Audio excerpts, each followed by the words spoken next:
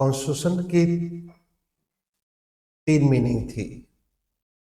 एक फर्स्ट था group of written and unwritten rule, लिखित अलिखित नियमों का समूह, फर्स्ट पॉइंट था। सेकंड पॉइंट था एस्टेब्लिशमेंट ऑफ पॉलिटिकल सिस्टम, राजनीतिक व्यवस्था की स्थापना। एंड थर्ड पॉइंट था define man state relation, man state relation. Clear? And means राज्य व्यक्ति संबंधों को स्पष्ट करना। क्लियर? ये बेसिकली कॉन्स्टिट्यूशन का एक पॉलिटिकल थिंकर थे जो कल मैं नाम लिया था, लिख लीजिए, सेंट ऑगस्टाइन। रुक जाइए आप लोग थोड़ा सा, मैं इनको बोल, Saint Augustine. Options of constitution, society is anarchist. आप लोग लिखो।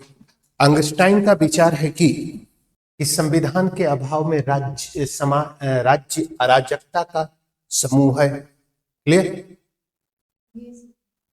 यानी options of constitution, state are anarchist. Anarchist का मतलब समझते हैं आप? नो, एनार्किज्म, इसका ना हिंदी में नाम पड़ता है अराजक। एक सेंटेंस एनार्किज्म का मतलब समझ लो, जिसकी लाठी उसी की भैंस। समझ लो, जैसे अगर मैं यहां से चला जाऊं तो ये क्लास एनार्किस्ट हो जाएगी। यानी हर व्यक्ति अपनी मर्जी से क्या करेगा, कोई रिस्ट्रिक्शन नहीं है। ठीक? अब जैसे जस्ट लाइक एक एग्जांपल थोड़ा सा समझ में आएगा आप लोग। What is the difference between liberty and freedom? दोनों की हिंदी स्वतंत्रता है। और आज एक सेंटेंस आया था एक एनसीईआरटी क्लास में, सेकुलर वर्ड्स। ठीक? सेकुलर वर्ड्स, सेकुलर वर्ड्स का हिंदी नाम होता है धर्मनिरपेक्ष, और इसी को पंथ निरपेक्ष भी कहते हैं। ठीक? यहां पर एक इंग्लिश वर्ड्स के 2 हिंदी नाम है, यहां पर 2 इंग्लिश वर्ड्स के 1 हिंदी नाम है कि नहीं? धर्मनिरपेक्ष और पंथ निरपेक्ष को समझना है तो थोड़ा सा समझना पड़ेगा, वर्ड्स अपने आप क्लियर हो जाएगा कि क्या है। सेकुलर वर्ड्स का मतलब state there is no supporting of any religion, यानी राज्य किसी भी धर्म का सपोर्ट नहीं करेगा। क्लियर? अब थोड़ा सा आगे चलते हैं। रिलीजन, धर्म क्या है? Indian constitution has been defined India is the secular state. Clear? ये तो कंफर्म है। यानी basic Indian constitution has been defined India is the secular state, but 42nd amendment admitted in पंथ निरपेक्ष words in preamble, that is secular words. Secular यहां पर भी है। अब सुनना, अगर पंथ निरपेक्ष ही धर्म निरपेक्ष है तो इस वर्ड्स को इंक्लूड क्यों किया गया? क्वेश्चन यहां से उठेगा, क्योंकि बेसिक इंडियन कॉन्स्टिट्यूशन आपको सेकुलर स्टेट डिफाइन कर रहा है। क्लियर? तो क्या जरूरत थी इस वर्ड्स को यूज करने की? तो इसका पूरा कंसेप्ट समझ लेते हैं, फिर बात कर लेते हैं, आगे चलेंगे। तो रिलीजन क्या है? ये धर्म तुम्हारा गांधी जी का है और गीता का है। श्री कृष्ण ने अर्जुन से कहा कि तुम अपने धर्म का पालन करो, तो इसका मतलब क्या था कि युद्ध छोड़ दो, चलो मंदिर में बैठ के पूजा ठन ठन गोपाल करते हैं, तो क्या उसकी प्रॉपर्टी मिल जाएगी? गांधी जी भी कहते हैं धर्म विहीन राजनीति हृदय विहीन है। इसलिए कहते हैं कि politics plus religion is equal to rational politics. आध्यात्मिक राजनीति है उनकी, और उनकी राजनीति, उनका जो रिलीजन है वह हिंदू नहीं है, बाइबल नहीं है, कुरान नहीं है, बल्कि गीता है। और गीता में धर्म, श्री कृष्ण के लिए धर्म क्या था? अपने कर्म का पालन कर। ठीक, तो हमको ये बताना, प्रूफ करना है कि तुम हिंदू हो कि नहीं, और हिंदू हो तो प्रूफ कर दो कि हिंदू हो। अब सुनिए,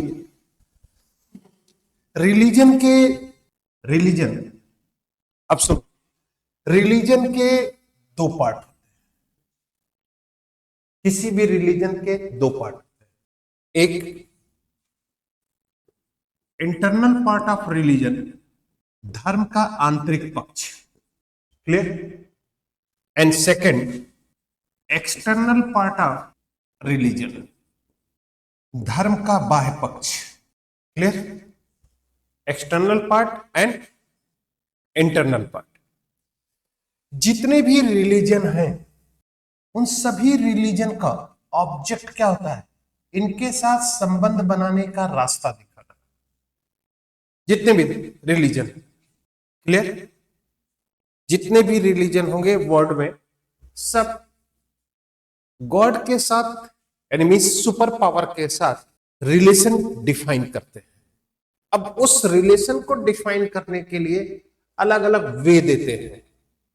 ठीक, जैसे यानी इसे हम कह सकते हैं टूल्स, मीडियम, मीन्स।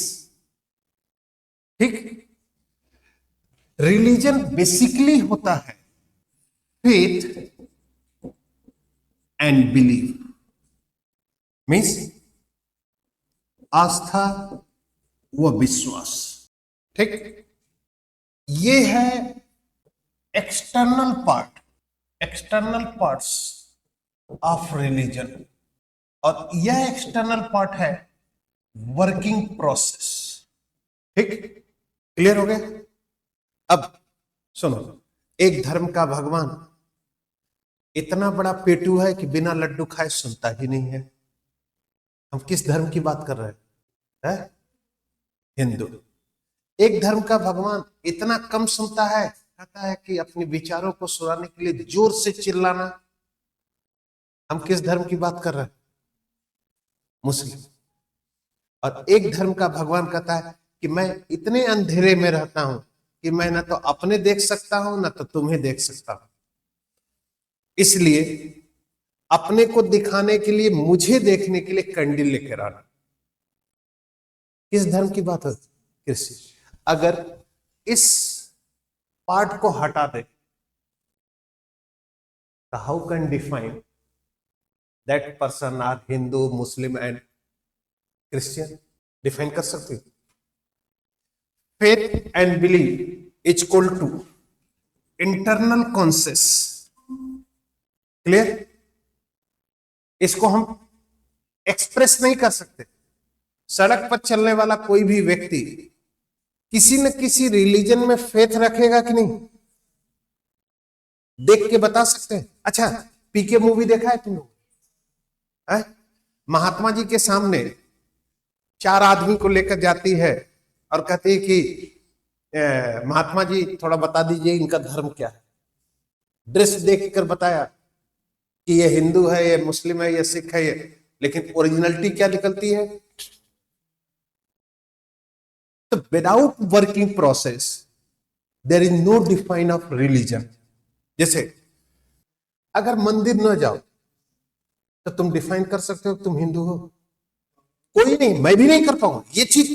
तुम नहीं, यहां पर बैठे, यहां पर समाज में बैठा हर व्यक्ति, कोई मैं कह रहा हूं, मैं अपने आप को नहीं डिफाइन करूंगा आई एम हिंदू, क्लियर? यानी without working process there is no define of the religion, है कि नहीं? जैसे जस्ट लाइक बिना खाना खाए कैसे तुम डिफाइन कर सकते हो कि खाना अच्छा है कि बुरा है? कर सकते हैं? एक्चुअल में नहीं कर सकते, पॉसिबल नहीं है। इसलिए वर्किंग प्रोसेस ये रिलीजन है।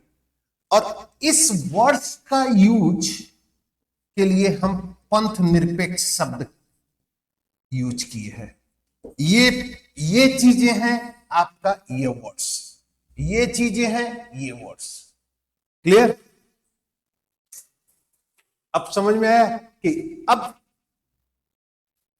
आगे समझिएगा। SR Mumbai versus Indian union 1994। लिख लो केस तो लिखोगे ना, ठीक? इसमें लिखिए, supreme court has been defined India is a secular state. Secular bracket में लिख लीजिएगा हिंदी में ये वर्ड्स, सिर्फ ये वर्ड्स लिखना, ये नहीं। India is a secular state, ठीक? And secularism is the basic structure of Indian constitution. तुम लोग लिखो, SR मुंबई बनाम भारत संघ 1994 के मामले में उच्चतम न्यायालय ने डिफाइन किया, परिभाषित किया कि भारत एक पंथ निरपेक्ष राज्य है और पंथ निरपेक्षता संविधान का आधारभूत ढांचा है। क्लियर हो गया?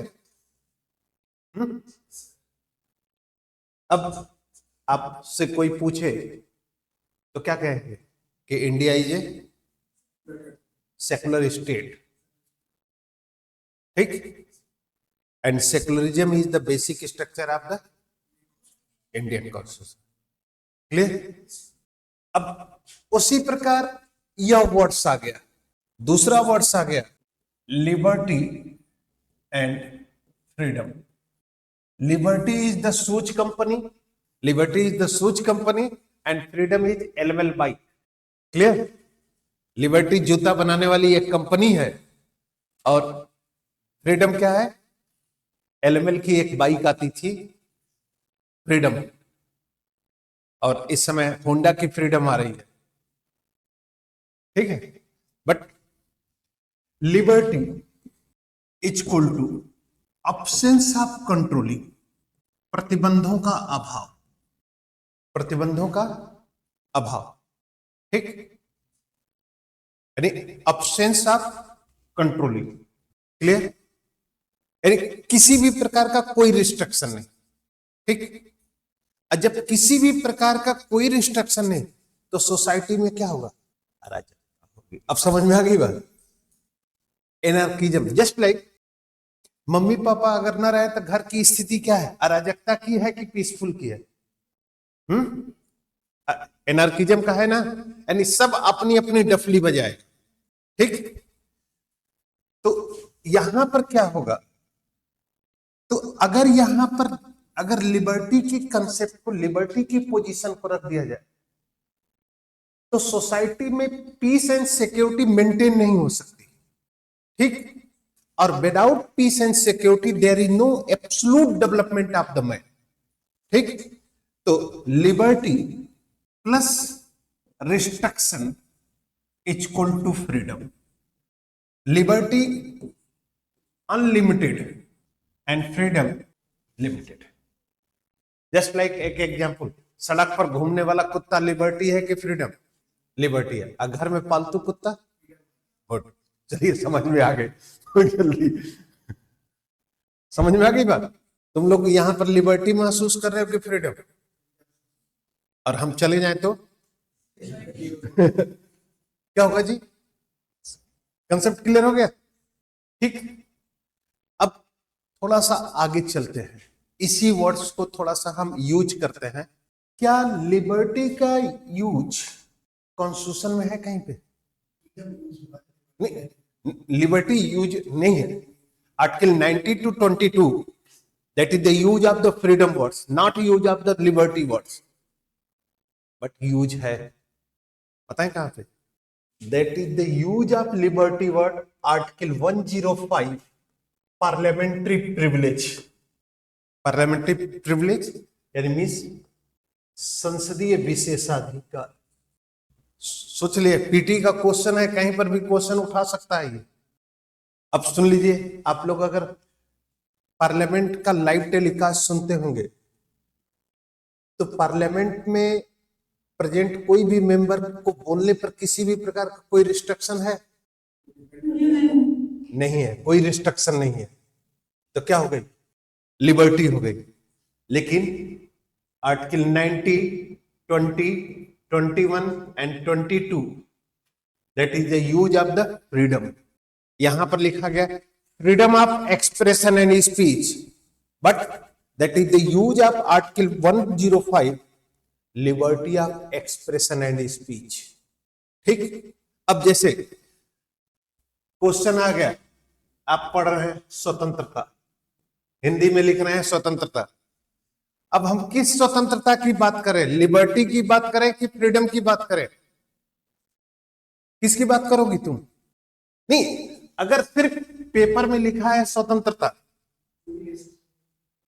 कोई भी चीज, इसलिए इस वर्ड्स को आइडेंटिफाई करने के लिए आप इंग्लिश वर्ड्स में जाइएगा। अब देखिएगा क्या यूज किया गया। That is the use of liberty words और that is the use of the freedom words. Clear? तो ये चीजें थोड़ी सी आपको कॉन्शियस होना पड़ेगा। जैसे एक क्वेश्चन और मैं आप लोग को बता रहा हूं, ठीक।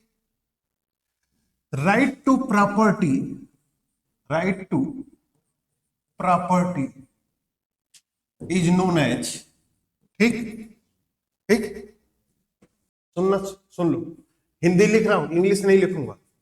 विधिक अधिकार, दूसरा कानूनी अधिकार, तीसरा वैधानिक अधिकार और चौथा है संवैधानिक अधिकार। अब बताइए, ये क्वेश्चन बहुत पूछा जाता है पीटी में, maximum multiple times that is asked the question in PT examination. क्या लिखेंगे इस पर? इसलिए इस क्वेश्चन को करने के लिए एक काम करिएगा, इंग्लिश वर्जन जाइएगा और देखिएगा कि किसका लीगल राइट यूज किया गया है। समझ रहे हैं? यानी किस वर्ड्स का यूज लीगल राइट के रूप में किया गया, वह आंसर आपका सही होगा। अब मान लीजिए कि विधिक अधिकार को भी कानून कहा जाता है, कानून को भी कानून, वैधानिक को भी कानून, है कि नहीं? लेकिन उस वर्ड्स को देखिएगा कि अगर हम विधिक अधिकार के आगे लीगल राइट है तो आपका आंसर क्या होगा? Legal right. ठीक। इसलिए थोड़ा सा आपको इंग्लिश भी आनी चाहिए, थोड़ी हिंदी भी आनी चाहिए। हिंदी के लिए आप सेकुलर वर्ड्स को अगर बिना समझे यूज करेंगे तब फंसेंगे वहां पर, और स्वतंत्रता का यूज करके बिना लिबर्टी और फ्रीडम को समझे अगर यूज करेंगे तब फंस जाएंगे। तो ये चीजें हैं, थोड़ा सा आप लोग इसको ध्यान रखिएगा। दोनों, अगर कहीं क्वेश्चन अगर फंस रहा है आपके सामने, नहीं समझ में आ रहा, तो थोड़ा सा एक नजर हिंदी, इंग्लिश वाले हिंदी का नजर मार लेंगे और हिंदी वाले लोग इंग्लिश का नजर मार लेंगे। ठीक है? तो ये सब प्रॉब्लम आपके सामने आएंगी सब। अब सपोज देन एक सिचुएशन,